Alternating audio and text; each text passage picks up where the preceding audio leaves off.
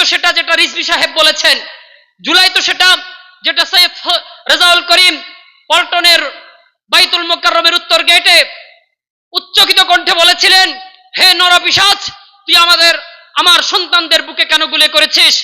জুলাই তো সেটা যেটা হাটহাজারীতে, চট্টগ্রামে, সারা বাংলাদেশে একেবারে আবাল বৃদ্ধ বনিতা থেকে নিয়ে শুরু করে প্রত্যেকটা শ্রেণী পেশার মানুষ, ব্যবসায়ী, বুদ্ধিজীবী, কর্মজীবী, শিক্ষিত, অশিক্ষিত সকল শ্রেণী পেশার মানুষ যখন নিজেদের অধিকারের জন্য, বৈষম্যের বিরুদ্ধে, তারপর সাংবিধানিক অত্যাচারের বিরুদ্ধে, রাজনৈতিক দুর্বৃত্তায়নের বিরুদ্ধে কথা বলেছে, স্লোগান তুলেছে, উচ্চকিত কণ্ঠে বলেছে, কথায় কথায় বাংলা ছাড়, বাংলা কি তোর বাগদাদার, এই বুক পেতেছি গুলি কর, বুকের ভেতর অনেক জোর।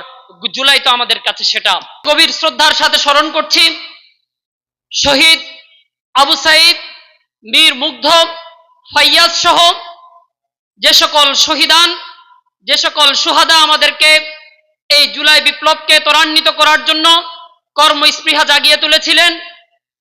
আর গভীর শ্রদ্ধার সাথে স্মরণ করছি এখনো পর্যন্ত যারা হসপিটালের বেডে কাতরাচ্ছেন, চোখ হারিয়েছেন, পা হারিয়েছেন, যে সকল মা তাদের সন্তান হারিয়েছেন, যে সকল স্ত্রী তাদের স্বামীকে হারিয়ে বিধবা হয়েছেন, সে সকল সন্তান হারাম, মা হারাম, স্বামী হারাম, সে সকল বনি আদমের স্মরণের মধ্য দিয়ে আমি আমার আলোচনা এখানে শুরু করছি। সংগ্রামী উপস্থিতি, জুলাই কি? জুলাই এই প্রজন্মের একটা আবেগের নাম। কেমন আবেগ? খুব সুন্দরভাবে এটাকে উচ্চারণ করা যায়।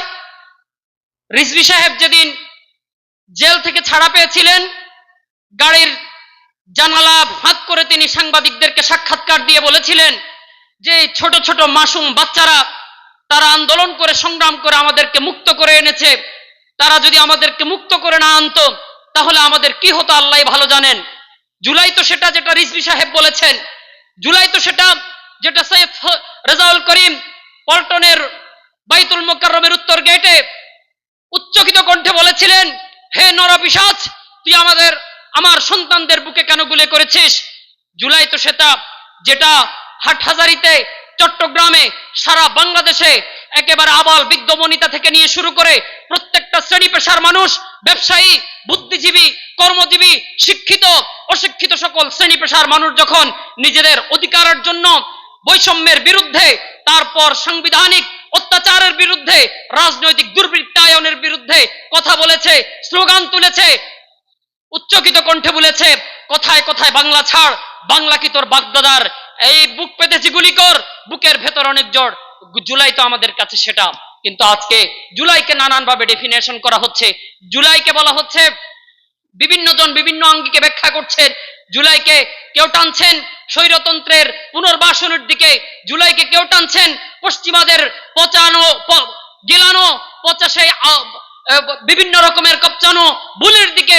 জুলাইকে কেউ টানছেন আবার নতুন করে স্বৈরাচার মাথাচাড়া দিয়ে ওঠার জন্য তাদের মূল মন্ত্র হিসাবে। সংগ্রামী উপস্থিতি, জুলাইয়ের পাহারাদার হিসাবে আমরা আছি। আমরা যারা তরুণ, আমরা যারা জওয়ান, আমরা যারা জীবন দেওয়ার জন্য মাঠে ছিলাম, আমরা যারা সেদিন স্লোগান উচ্চকিত করেছি, আমরা জুলাইয়ের পাহারাদার হিসাবে আছি। এই জুলাইয়ের অভ্যুত্থান একবার হয়নি বাংলাদেশে, বাংলাদেশের রাজনীতিতে এবং বাংলাদেশের খবরের কাগজে তিনবার অভ্যুত্থানের শিরোনাম হয়েছে। সর্বশেষ 2024 আগস্টের 5 তারিখ বাংলাদেশের খবরের কাগজ বড় বড় অক্ষরে লেখা হয়েছে, গণ অভ্যুত্থানের মাধ্যমে দীর্ঘ 16 বছরের স্বৈরাচারের পতন হয়েছে। তার আগে সর্বপ্রথম অভ্যুত্থানের মধ্য দিয়ে খবরের কাগজে বড় করে ছাপার অক্ষরে লেখা হয়েছিল, অভ্যুত্থানের মধ্য দিয়ে এরশাদ সরকারের পতন হয়েছে। তারপর ছাপার অক্ষরে বড় করে লেখা হয়েছিল, অভ্যুত্থানের মধ্য দিয়ে খালেদা জিয়ার শাসনের পতন হয়েছে। সংগ্রামী উপস্থিতি, এই সকল অভ্যুত্থান বারংবার কেন অনিবার্য হয়ে উঠেছে? কারণ সংবিধানকে ব্যবহার করে, গণতন্ত্রের এই সকল স্লোগানকে ব্যবহার করে, বাংলাদেশের মাটি ও মানুষের আবেগকে পুঁজি করে যারা বারংবার ক্ষমতায় এসেছে, যারা নেতৃত্ব দিয়েছে, যারা আমাদেরকে সুখের সাগরে ভাসানোর কথা বলেছে, যারা নতুন বাংলাদেশের কথা বলেছে, যারা সোনার বাংলাদেশের কথা বলেছে, যারা সকালের বাংলাদেশের কথা বলেছে, যারা উন্নয়নের গণতন্ত্রের কথা বলেছে, যারা মার্ক্সবাদ লেনিনবাদের সবক দিয়েছে, তারা বারংবার আমাদের স্বপ্ন নিয়ে খেলেছে, তারা বারংবার আমাদের আবেগ নিয়ে খেলেছে, তারা বারংবার আমাদের ভোটের অধিকার নিয়ে খেলেছে, যার ফলশ্রুতিতে এই ভূখণ্ডে বারংবার জুলাই অনিবার্য হয়ে উঠেছে, বারংবার গণ অভ্যুত্থান অনিবার্য হয়ে উঠেছিল। সংগ্রামী উপস্থিতি, 1971 আমাদের এই জাতিসত্তার অভ্যুদয়ের ঘটনা আমরা জানি। 1971-এর মধ্য দিয়ে বাংলাদেশে যে রক্তিম সূর্য উদিত হয়েছিল, তারপর আমরা আশায় বুক বেঁধেছিলাম সাম্য, মানবিক মর্যাদা এবং সামাজিক ন্যায় বিচার বুঝি আমরা পাবো। কিন্তু স্বাধীনতার তথাকথিত পক্ষ শক্তির হাতে নেতৃত্ব গেল। তারা 5 বছর যেতে না যেতেই বাংলাদেশে স্বৈরতন্ত্র উপহার দিয়েছে।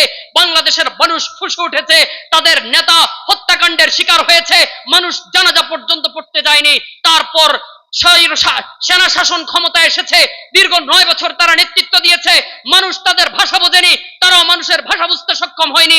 সেই সেনা শাসনের মধ্য থেকে 2টা দল অস্তিত্বে এসেছে, জাতীয়তাবাদী দল এবং জাতীয় পার্টি। তারপরের বাংলাদেশে তারা নেতৃত্ব দিয়েছে, জাতীয়তাবাদী দল নেতৃত্ব দিয়েছে, কিন্তু বাংলাদেশকে তারা বারংবার দুর্নীতিতে চ্যাম্পিয়ন করেছে। বিশ্ব মিডিয়ায় খবর ছেয়ে গেছে যে বাংলাদেশ 5বার দুর্নীতিতে চ্যাম্পিয়ন হয়েছে। জাতীয় পার্টি নেতৃত্ব দিয়েছে, কিন্তু ফাঁকা বলি ছাড়া তার বাংলাদেশের মানুষকে কিছু দিতে পারেনি। তারপর সকলের ব্যর্থতা যখন মানুষের কাছে দিবালোকের মতো স্পষ্ট হয়েছে, তখন আবার পুরনো স্বৈরতন্ত্র নতুন করে মাথায় পট্টি বেঁধে হাতে তাসবিহ নিয়ে বাইতুল্লাহর সামনে গিয়ে ছবি তুলে গাছে গাছে দেয়ালে দেয়ালে পোস্টার ছাপিয়ে দিয়েছে।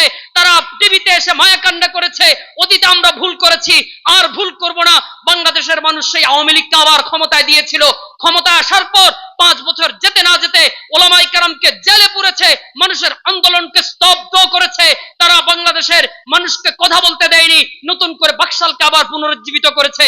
তারপর বাংলাদেশের মানুষ ঐক্যবদ্ধ হয়েছিল, এবং কি আমাদের ওলামায়ে কেরামদের মাঝে অনেক ওলামায়ে কেরাম তখন শুধুমাত্র সেই স্বৈরতন্ত্রকে, সেই স্বৈরাচারকে, সেই নয়া বাকশালকে ঠেকানোর জন্য জাতীয়তাবাদকে আবার নতুন করে তারা সমর্থন দিয়েছিলেন, আশায় বুক বেঁধেছিলেন এবার বুঝি আমাদের স্বপ্নের ঝুড়ি খুলবে, এবার বুঝি মানুষের ভাগ্য বিড়ম্বিত মানুষের ভাগ্যের পরিবর্তন হবে।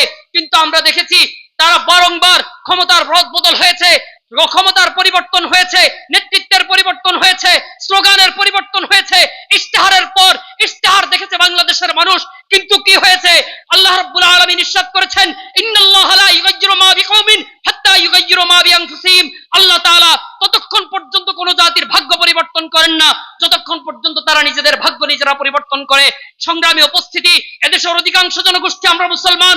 আমরা সকালে যখন হাইয়া আলাস সালাহ বলে আমাদের ঘুম ভাঙে, সন্ধ্যায় যখন হাইয়া আলাস সালাহ বলে তখন আমাদের দিনের কাজ শেষ হয়। আমরা কোরআনকে ভালোবাসি, সুন্নাহকে ভালোবাসি। আমরা আমাদের দৈনন্দিন জীবনে কোরআন সুন্নাহ অনুযায়ী না চলতে পারলো আমরা অনুতাপে ভুগি। আমরা সেই দেশের মানুষ যে দেশের অধিকাংশ জনগোষ্ঠী মুসলমান। কিন্তু দুঃখ এবং পরিত্রাপের বিষয় হলো, এই দেশে 53 বছর স্বাধীনতা উত্তর আমরা ক্ষমতার রদ বদল দেখেছি, কিন্তু বাংলাদেশের কনস্টিটিউশন, বাংলাদেশের সংবিধান আমরা কোরআনকে স্থান পেতে দেখিনি। বিসমিল্লাহ এসেছে, আল্লাহর উপর পূর্ণ আস্থা ও বিশ্বাস নিয়ে আমাদেরকে কথা বলতে হয়েছে। মদের আইন থাকবে কি থাকবে না সেটা নিয়ে সেই সংসদে কথা হয়েছিল, যেই সংসদে ওলামায়ে কেরাম পর্যন্ত সাংসদ ছিলেন, কিন্তু মদের আইন তারপরও পাশ হয়েছে। আমরা অনেক কিছু দেখেছি, অনেক রদবদল দেখেছি, কিন্তু তারপরও যখন আমাদের ভাগ্য পরিবর্তন হয়নি, আমাদের ভাগ্য বিলম্বিত হয়েছে, তখনই আবার নতুন করে জুলাই অবধারিত হয়েছে, জুলাই অনিবার্য হয়েছে, অভ্যুত্থান অনিবার্য হয়েছে। আজকের এই সময়ে এসে ইসলামপন্থী সকল সংগঠন এক সুরে কথা বলছে। মানুষের মাঝে একটা হতাশা ছিল, ইসলামী দলগুলো তারা নানা ভাবে বিভক্ত।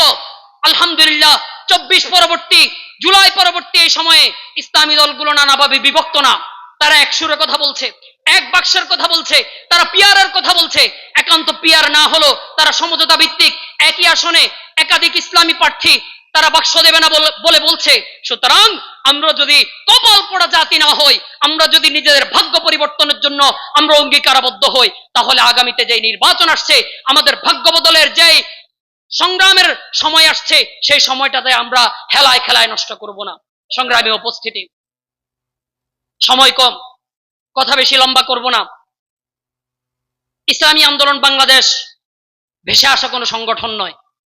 চরমোনাই যে গ্রামের নাম ধরে আমাদেরকে ডাকা হয়, ভেসে আসা কোনো কর্মযজ্ঞ নয়। ইসলামী আন্দোলন বাংলাদেশ সৃষ্টির পর থেকে এই পর্যন্ত বাংলাদেশের পরতে পরতে প্রত্যেকটা মানুষের মনে রেখাপাত করে তাদের সংগ্রাম, ঐতিহ্য, গৌরব গাথা নিয়ে আজকের এই মঞ্চে এসে দাঁড়িয়েছে। আজকের এই বাংলাদেশে এসে দাঁড়িয়েছে। সুতরাং ইসলামী আন্দোলন বাংলাদেশকে নিয়ে ধুয়োধ্বনি তুলবেন, ইসলামী আন্দোলন বাংলাদেশের উপর কালিমা লেপনের চেষ্টা করবেন, ইসলামী আন্দোলন বাংলাদেশের আমিরকে নিয়ে কথা বলবেন, সাবধান সাবধান। ইসলামী আন্দোলন বাংলাদেশ ভেসে আসা সংগঠন নয়। আপনাদের দল গোছান, আপনাদের কর্মীকে নিয়ন্ত্রণ করুন। আপনাদের এই পর্যন্ত যে 250 থেকে 300 নেতা কর্মীকে আপনারা বহিষ্কার করেছেন, তারা দুধে দোয়া তুলসী পাতা ছিল না। যাদেরকে বহিষ্কার করেছেন তার চেয়ে অনেক অনেক বেশি নেতা কর্মী যারা মানুষকে এখনো পর্যন্ত জ্বালাতন করছে। সুতরাং নিজের দল নিয়ে আগে ভাবুন, তারপর ইসলামী আন্দোলন নিয়ে কথা বলুন। ওয়া আখির দাওয়ানা আলহামদুলিল্লাহি রাব্বিল আলামিন। আসসালামু আলাইকুম ওয়া রাহমাতুল্লাহ।